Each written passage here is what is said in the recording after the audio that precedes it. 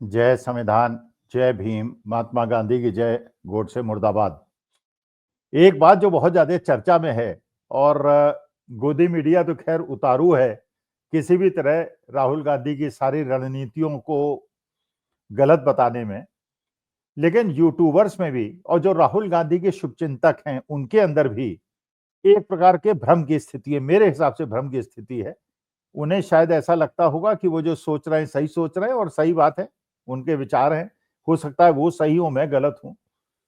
I have all regards for their opinion. लेकिन बहुत लोगों को ऐसा लगता है, यूट्यूबर्स को, जो राहुल गांधी के शुभचिंतक हैं, जो कांग्रेस के शुभचिंतक हैं और जो ये समझ रहे हैं कि इस समय देश में जो भी हो रहा है, जिस दिशा में देश जा रहा है, वो गलत है और उन्हें ऐसे समय में कांग्रेस का साथ देना चाहिए और राहुल गांधी का साथ देना चाहिए।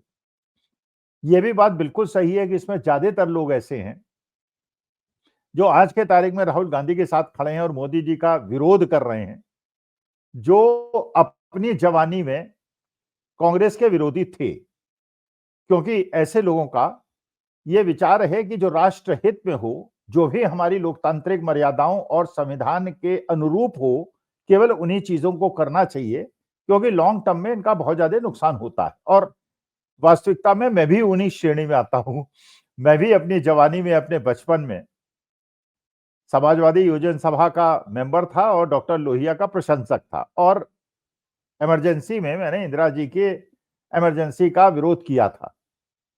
लेकिन आज के तारीख में मेरा भी ये विचार है, बहुत सारे यूट्यूबर्स की तरह, कि आज जो देश की परिस्थिति है उसमें मोदी जी का विरोध करना बहुत ज्यादा आवश्यक है, भारतीय जनता पार्टी का विरोध करना बहुत ज्यादा आवश्यक है और राहुल गांधी क्योंकि एकमात्र योद्धा की तरह भारतीय जनता पार्टी और मोदी जी से लड़ रहे हैं, इसलिए उनका साथ देना भी बहुत आवश्यक है।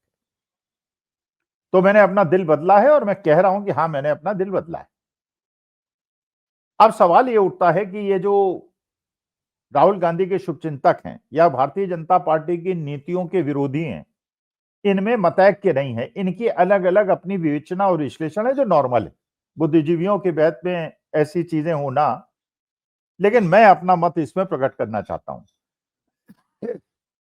जो राहुल गांधी के विरोधी हैं वो तो हर चीज राहुल गांधी के चीजों का विरोध करने लगते हैं। जो भारतीय जनता पार्टी के समर्थक हैं वो भारतीय जनता पार्टी की हर चीज का समर्थन करने लगते हैं, ट्रेड डील, जबकि पूरे देश को लगता है, पूरे विश्व को लगता है कि ट्रेड डील में भारतीय समाज के साथ और भारतीय किसानों के साथ और मजदूरों के साथ अन्याय हुआ है। लेकिन उसके बावजूद उन्हें मोदी जी का और भारतीय जनता पार्टी का समर्थन करना पड़ता है। चलिए, उनकी मजबूरी है, बहुत सारी मजबूरियां होती हैं। कई लोगों के बिजनेस इंटरेस्ट होते हैं, लार्ज एम्पायर्स होती हैं, एडमिनिस्ट्रेशन और सत्ता के साथ रहना उनकी मजबूरी होता है। इसके अलावा बहुत सारे लोग ऐसे हैं जो थोड़े अराजक टाइप के तत्व हैं, उनके लिए भी आवश्यक होता है कि पुलिस, एडमिनिस्ट्रेशन और सत्ता के साथ रहें। वो केवल इंतजार करते हैं कि सत्ता पलटे तो वो सत्ता पलटने के साथ सत्ता पक्ष के चले जाएं और विरोध करते रहें उन लोगों का जो कि उसका विरोध कर रहे हैं। और ये नॉर्मल होता है। आप देखते हैं जो बड़े पैसे वाले लोग होते हैं या इस टाइप के लोग होते हैं, बिजनेसमैन होते हैं, बिल्डर्स होते हैं, जो इलीगल कंस्ट्रक्शन कराते हैं, इलीगल कॉलोनीज काटते हैं, उनकी मजबूरी है कि वो सत्ता पक्ष के साथ रहें। वो केवल इस बात का इंतजार करते हैं कि कब भारतीय जनता पार्टी जाए, कांग्रेस आए तो कांग्रेस के साथ जुड़ जाएंगे। उनकी कोई राजनीतिक विचारधारा नहीं होती। तो ट्रेड डील का समर्थन करने वाले भी बहुत सारे लोग हैं, एप्स्टीन फाइल पे मौन धारने वाले भी बहुत सारे लोग हैं, हरदीप पुरी का इंटरव्यू लेने वाले, उनका समर्थन करने वाले भी बहुत लोग हैं। बांग्लादेश के अंदर जिस प्रकार से हमने रणनीतिक भूल की है, राजनीतिक भूल की है, उसका भी समर्थन करने वाले बहुत लोग हैं। और जो डोनाल्ड ट्रंप के मामले में जो अमेरिका के साथ आज हमारी जो विदेश नीति है उसको घालमेल करने वाले हमारी नीतियों के समर्थक भी बहुत सारे लोग हैं। इसलिए बहुत सारे लोग हैं कि भाई उनकी मजबूरियां हैं, जैसे मैंने उसका विवरण दिया। लेकिन असली सवाल वो है जो कि आज के तारीख में भारतीय जनता पार्टी के विरोधी हैं और जो लोग राहुल गांधी के समर्थक हैं और ये समझते हैं कि इस समय देश के संविधान पे और लोकतंत्र पे जो खतरा है और एक प्रकार का जो मनोवाद देश के अंदर स्थापित होने जा रहा है और बाबा साहब भीमराव अंबेडकर की विचारधारा को बिल्कुल अलग थलग किया जा रहा है, इसका विरोध करना बहुत आवश्यक है। और उसका विरोध आज के तारीख में अगर पूरे देश के अंदर कोई सबसे ज्यादा मजबूती से कर रहा है तो वो राहुल गांधी है, इसलिए उनका समर्थन करना आवश्यक है। लेकिन कभी कभी होता है कि बहुत ज्यादा प्यार में या बहुत ज्यादा समर्थन में लोग, जैसे आप देखते हैं बच्चे पलते हैं, कुछ लोग ऐसे हैं जो अपने बच्चों को बहुत स्ट्रिक्ट एडमिनिस्ट्रेशन में रखते हैं, कुछ लोग ऐसे होते हैं जो अपने बच्चों को बहुत ज्यादा ढील देते हैं। अच्छा, ये भी कोई सिद्धांत नहीं है कि बहुत ज्यादा ढील देने से बच्चा अच्छा निकलेगा या बहुत ज्यादा उसे कंट्रोल करने से बहुत ज्यादा फल निकलेगा, ऐसी कोई रिसर्च नहीं। सब पर्सनालिटी ट्रेट का मामला है, बच्चे की भी पर्सनालिटी ट्रेट का मामला है, माँ बाप की पर्सनालिटी ट्रेट का मामला है, और बड़ा कॉम्प्लेक्स सब्जेक्ट है। तो कोई ऐसा सिद्धांत नहीं है कि बहुत ज्यादा स्ट्रांग होना चाहिए, बहुत ज्यादा वीक होना चाहिए, या बहुत ज्यादा बी गुड होना चाहिए, बहुत ज्यादा स्ट्रांग होना चाहिए। लेकिन ये जो समर्थक है राहुल गांधी के, कुछ लोगों का विश्लेषण ये है कि राहुल गांधी की रणनीति और उनकी जो तरीका है काम करने का, उसमें परिवर्तन होना चाहिए। कुछ लोग ऐसे हैं जो शुभचिंतक हैं, अच्छे लोग हैं, बुद्धिजीवी लोग हैं, प्रबुद्ध लोग हैं, लेकिन उन्हें लगता है कि राहुल गांधी के पार्टी में, कांग्रेस में बहुत सारे ऐसे स्लीपर सेल्स हैं जिन्हें उन्हें अलग थलग करना चाहिए, जिन्हें अलग करना चाहिए, और अपनी रणनीति में जो कांग्रेस की विचारधारा है उसे आगे करते तरह उन्हें भारतीय जनता पार्टी का विरोध करना चाहिए। अच्छा, ये मानी बात है, शुभचिंतक हैं तो इसलिए सोच रहे हैं कांग्रेस के बारे में, राहुल गांधी के बारे में, और उनके विचार स्वागत योग्य भी हैं। लेकिन मैं अपना विश्लेषण करता हूं, जो मुझे लगता है कि राहुल गांधी कर रहे हैं, उनकी कहाँ रणनीतिक भूल है या रणनीतिक सफलता है, और क्या जो वो कर रहे हैं इसके अलावा कुछ कर सकते हैं, मैं अपनी विचारधारा आप लोगों के सामने पेश कर सकता हूं। देखिए, मुझे लगता है कि किसी भी व्यक्ति को समय काल के अनुरूप ही परखना चाहिए। पंडित जवाहरलाल नेहरू का मूल्यांकन उस समय से हो सकता है, इंदिरा गांधी का समर्थन जो मूल्यांकन है उस समय से हो सकता है, राजीव गांधी का और राहुल गांधी का आज के समय में, राहुल गांधी जिस प्रतिकूल परिस्थितियों में काम कर रहे हैं आज के तारीख में, जैसे चुनाव आयोग काम कर रहा है वो शेषन साहब की तरह तो काम कर नहीं रहा है। आज के तारीख में जैसे माननीय अदालत काम कर रही है, वो उस समय तो ऐसे 20-25 साल पहले नहीं करती थी। जेएमएल सिन्हा साहब, जस्टिस जेएमएल सिन्हा साहब इलाहाबाद हाई कोर्ट में इंदिरा जी के खिलाफ भी निर्णय ले सकते थे, लेकिन उनको अरेस्ट नहीं किया जाता था, उनका ट्रांसफर नहीं होता था, उन पे कोई दंड नहीं, और जस्टिस लोया भी नहीं बनते थे वो। लेकिन चलिए, वो समय काल था, ये समय काल अलग है। आज के तारीख में सारे पूंजीपति जो है वो भारतीय जनता पार्टी के साथ हैं, सारा पैसा भारतीय जनता पार्टी के पास है, 90% पैसा जो फंड आता है वो भारतीय जनता पार्टी के पास आता है, क्योंकि जो भी अपोजिशन पार्टी को पैसा देगा पूंजीपति, या जो भी पैसे वाला देगा, उसके ऊपर इनकम टैक्स की और ईडी और सीबीआई की रेड हो जाएगी, उसको अंदर कर दिया जाएगा। तो किसी की हिम्मत ही नहीं है कांग्रेस को पैसा दे।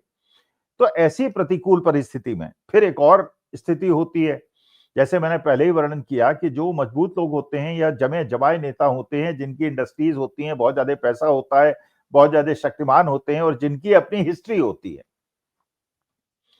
अब इसमें ज्यादातर लोग ऐसे हैं जो कि कांग्रेस में 40-50 साल रहे, सत्ता सुख भोगा, राज्यसभा में गए, लोकसभा में गए, मंत्री गए, चीफ मिनिस्टर बने, मंत्री बने, क्योंकि 50 साल कांग्रेस ने देश में शासन किया। अच्छा, मानी बात है, इन लोगों के कुछ चिट्ठे हैं, सफेद चिट्ठे भी हैं, काले चिट्ठे भी हैं। अच्छा, ये मानी बात है कि जो भी सत्ता में आता है सबसे पहले काम ये करता है कि अपनी पार्टी में और विपक्षी पार्टियों के नेताओं की सारी फाइल बनवाता है। एक एक आदमी की फाइल उसके पास होती है, सारी ईडी की, और कब कौन सा केस लगा, कब कौन से केस में क्या हुआ, सारी उसके पास होती है, और जिसकी फाइल देखना चाहे वो देख सकता है। अब 30 साल पुराना भी कोई किसी पे केस लगा हुआ हो तो उसको रीओपन करा के पुलिस तो 5 मिनट में अरेस्ट कर सकती है। किसी फर्जी केस में भी ईडी अरेस्ट कर सकती है। जैसे 98% केसेस में फर्जी केसेस सिद्ध होते हैं, 2% में कन्विक्शन होता है। लेकिन परेशान चाहे वो अरविंद केजरीवाल हो, मनीष सिसोदिया हो, हेमंत सोरेन हो, और राहुल गांधी को भी गुजरात का कोर्ट जो है 2 साल का मानना में दंड दे देता है, जो एकमात्र पहला केस है। लेकिन चलिए, माननीय सुप्रीम कोर्ट उसको स्टे कर देता है और राहुल गांधी की सदस्यता जाने के बाद वापस आ जाती है और जाती नहीं। तो मुझे ऐसा लगता है, जो लोग राहुल गांधी को ये कहते हैं स्लीपर सेल को आइसोलेट करो, अपनी पॉलिसीज को इंप्रूव करो, नेताओं को डेवलप करो, उनसे मेरा निवेदन है, जो मेरा निवेदन है मैं अपना उन तक पहुंचाना चाहता हूं। बाकी वो मेरे से ज्यादा प्रबुद्ध हैं और ज्यादा जानकार हैं, इसलिए राय देना तो मेरे को उचित नहीं लगता। मुझे ऐसा लगता है कि हम भारतीयों की एक लक्षण है, पहली बात तो राय हम लोग बाग देते हैं। कोई भी अगर समस्या हमारे पास आ जाए, उसका ही राय दे देते हैं। फिर डॉक्टर हम बहुत अच्छे हैं, हम कोई भी रोग हमें बताए तो उसका तुरंत इलाज बता देते हैं और ये भी बता देते हैं मैं भी ठीक हो गया, मेरे घर में भी लोग ठीक हो गए, चाहे वो कहीं यूट्यूब से या कहीं नुस्खा हमने पढ़ा हो। तो इसमें अब मुझे ऐसा लगता है कि जैसे मान लीजिए हम जैसे भारतीयों को अगर पिकासो की पेंटिंग भी दिखाई जाएगी तो उसमें 99% लोग ऐसे हैं जो ये बताने लगेंगे कि पिकासो को ऐसे पेंटिंग नहीं बनानी चाहिए थे, वैसे बनानी चाहिए थे, वैसे नहीं बनानी चाहिए थे, ऐसी बनानी चाहिए थे। लेकिन अगर उन्हीं के सामने कोई कैनवास दे दिया जाए और उनसे कहा कि ये पेंटिंग जरा तुम बना के दिखा दो तो एक सीधी लाइन भी नहीं खींच पाएंगे। तो हम लोगों को असल में बहुत ज्यादा क्रिटिकल होने और निंदा करने का शौक है, मुझे ऐसा लगता है। आज की परिस्थिति में और समय काल में जो राहुल गांधी कर रहे हैं वो सबसे ज्यादा उपयुक्त तरीका है, क्योंकि अगर ये राय दी जाती है कि राहुल गांधी को लीडरशिप डेवलप करनी चाहिए, जैसे पंडित जवाहरलाल नेहरू के जमाने में थी, तो पंडित जवाहरलाल नेहरू का जमाना ही डिफरेंट था, लोग कमिटेड थे, सरदार पटेल जैसे लोग थे, डॉक्टर राजेंद्र प्रसाद जैसे लोग थे, राधा कृष्णन जी जैसे लोग थे, वहां पे ऐसे ऐसे लोग थे जो सिद्धांतों के लिए, और बाबा साहब भीमराव अंबेडकर थे जो, और ऐसे लोग थे जो कभी उन्होंने एक रुपए भी इधर उधर से लेने की चेष्टा नहीं की। लेकिन वो समय अलग था और ये समय अलग है। आज के तारीख में अगर आप लीडरशिप को डेवलप करेंगे, और जो मानी बात है आपने देखा कि पिछले 11 साल से जब से भारतीय जनता पार्टी सरकार में आई है, जितने डेवलप्ड नेता थे उन्होंने भारतीय कांग्रेस को छोड़ दिया और उन्होंने राहुल गांधी को धोखा दे दिया। जो राहुल गांधी के सबसे नजदीकी लोग थे, सचिन पायलट को छोड़कर सिंधिया जी हों, जितिन प्रसाद हों, आरपीएन सिंह हों, अशोक चौहान हों, सुनील जाखड़ हों, अमरिंदर सिंह हों, सबने कांग्रेस को छोड़ दिया। मतलब क्योंकि फाइलें बड़ी हैं, मोटी हैं, इधर कुछ नहीं है, भविष्य उज्जवल नहीं दिख रहा है, उधर पैसा है, पूंजीपतियों का सहयोग है, कार है, शानो शौकत है, बिट्टू हैं, सरदार बैज सिंह के पौत्र। तो ये लोग छोड़ के सुविधा के लिए, बहुत सारे प्रवक्ता हैं, राधिका खेड़ा हैं और रोहन गुप्ता हैं, ये सारे लोग भी हैं। आपके पूनावाला है, शहजाद पूनावाला है जो पहले 20-25 साल कांग्रेस में रहे, उधर चले गए। प्रोफेसर गौरव वल्लभ हैं, ये सारे लोग जो प्रवक्ता के स्तर पे थे और इतने ऊंचे स्तर पे काम करते थे, वो तुरंत भारतीय जनता पार्टी में चले गए। तो लीडरशिप को डेवलप करना राहुल गांधी ने समझ लिया कि आज के तारीख में खतरा लेना है मोल, क्योंकि जैसे ही लीडरशिप को डेवलप करेंगे वो पोचिंग करेगी भारतीय जनता पार्टी, उनको ले लेगी और उन्हें इतना ज्यादा सुख सुविधा दे देगी कि उनका मुंह बंद हो जाएगा और सिद्धांतों की बात आज की तारीख में कोई करता नहीं। तो राहुल गांधी जो कर रहे हैं वो बिल्कुल सही है कि आपको सीधे जनता तक पहुंचना है, जनता से संपर्क करना है, नेता डेवलप नहीं करने हैं। और वो कर रहे हैं, जैसे उन्होंने भारत जोड़ो यात्रा की, भारत जोड़ो नया यात्रा की, जनता से जुड़े। फिर जो उनके फोटोशूट्स आते हैं जिसमें पता चलता है कभी कारपेंटर के यहाँ बैठते हैं, कभी सब्जी वाले के यहाँ बैठते हैं, कभी किसानों में बैठते हैं, कभी धान रोपते हैं, कभी मखाने के खेत में जाते हैं। तो मैसेजिंग अब जनता तक सीधे हो रही है। ये राहुल गांधी एक ऑल्टरनेटिव पॉलिटिक्स और सिद्धांतों का दर्पण आपके सामने कर रहे हैं, जो मोदी जी नहीं कर सकते, क्योंकि प्राइम मिनिस्टर हैं और उनके और बहुत सारे शगल हैं, बहुत सारी चीजें उन्हें देखनी होती हैं, फोटो शूट करने होते हैं, 5 बार ड्रेस बदलनी होती है, उनकी अलग समस्याएं। अब सवाल यह है कि राहुल गांधी जो सीधे जनता तक पहुंचने का प्रयास कर रहे हैं बिना नेताओं के और नेताओं को डेवलप किए हुए, क्या वो राइट स्ट्रेटेजी है? मेरे हिसाब से वो राइट स्ट्रेटेजी है। और इसका फायदा भी हुआ है। 2024 के चुनाव में कांग्रेस को 100 सीटें भी मिली है और भारतीय जनता पार्टी को एब्सोल्यूट मेजोरिटी भी नहीं मिली है। वो दूसरी बात है कि नीतीश कुमार, चंद्रबाबू नायडू, एकनाथ शिंदे और चिराग पासवान जैसे लोगों ने जो लोकतंत्र और संविधान को बचाने की लड़ाई लड़नी चाहिए थी, नहीं लड़ी और उन्होंने समझौता कर लिया।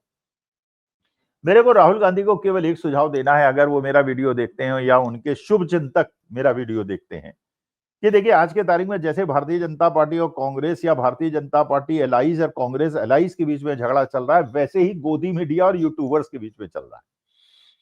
99% गोदी मीडिया ऐसा है जो भारतीय जनता पार्टी का आंख मूंद के समर्थन करता है और एक बहुत बड़ा भाग यूट्यूबर्स का ऐसा है जो भारतीय जनता पार्टी का विरोध करता है। उसके कारण भी है, बहुत अच्छे अच्छे पत्रकार जो पत्रकारिता करते थे गोदी मीडिया से निकाल दिए गए, यूट्यूबर्स बन गए।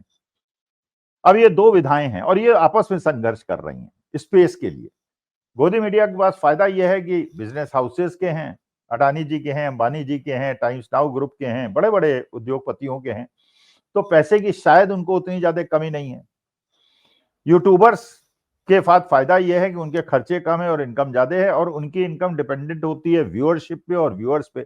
यह भी बात बिल्कुल सही है कि पिछले 5-7 साल के अंदर आपने जो देखा है, गोदी मीडिया का कंट्रीब्यूशन कम होता जा रहा है, यूट्यूबर्स का बढ़ता जा रहा है। तो मैं केवल एक राहुल गांधी जी से ये निवेदन करना चाहता हूं, क्योंकि आप जनता तक सीधे पहुंच रहे हैं और गोदी मीडिया यूट्यूबर जनता तक आपकी बात को सीधे पहुंचाते हैं, और क्योंकि गोदी मीडिया आपकी बात को सीधे जनता तक नहीं पहुंचाने देता है, जिसमें यूट्यूबर बहुत ज्यादा मदद कर रहे हैं।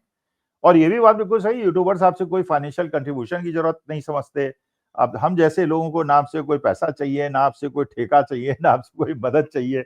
हम तो केवल देश के लोकतंत्र और संविधान को बचाने की लड़ाई लड़ रहे हैं। तो अगर यूट्यूबर्स को आइडेंटिफाई करके जो मौलिकतः सिद्धांत रूप में आपका समर्थन कर रहे हैं और भारतीय जनता पार्टी का विरोध कर रहे हैं, अगर आप केवल उनकी हैंड होल्डिंग कर दें और उनको ये केवल एश्योरेंस दें कि आप संघर्ष करें जैसे मैं संघर्ष कर रहा हूं, और जैसे आपको कोई कामना नहीं है, केवल राष्ट्र हित में आप ये कर रहे हैं, मैं भी राष्ट्र हित में कर रहा हूं, तो आई अप्रिशिएट यू।